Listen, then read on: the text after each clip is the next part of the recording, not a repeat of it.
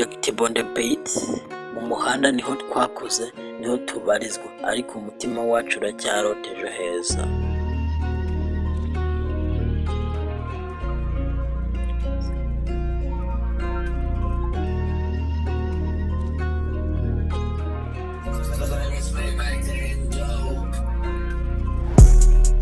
Nakuze ndi muto nazi aho ndyamira, agasama k'ubuzima kantwaye nazi nubwo bamera ibiryo kuri rusimbi, agapira gasatu amasaka ambwira ngo fasha ukore ntukagume hasi. Abantu banyuraho bamwe barasuzugura, bambona nk'utagira ejo, nk'utazigera atera intambwe, ariko mfite inzozi ndashaka guhindura kubaho, si icyaha nubwo ndi mu muhanda. Mu muhanda yaya niho twavukiye tukahabera intwari, mu muhanda yeye niho twize uko isi ikinira abakene, but still we dreams, still we bed, one day we rise, one day we read.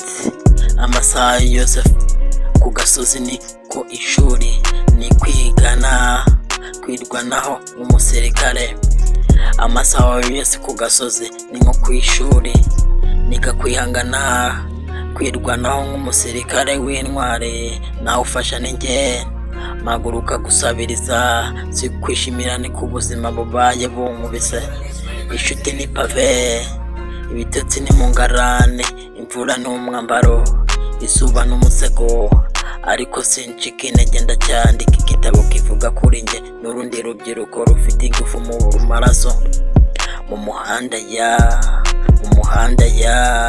niho twavukiye tukahabera intwari, mu muhanda niho twize uko isi ikinira abakene, but still dream, still we bear, one day we rise, one day we lead.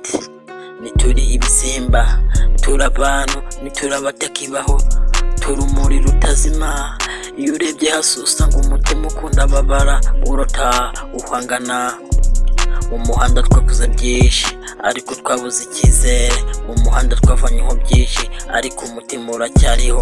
We still rise, we still urubyiruko rutagurishwa. Active mu muhanda, ariko ndacyari umuntu.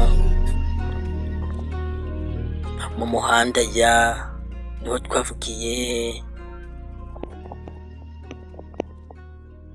mu muhanda ariko ndacyari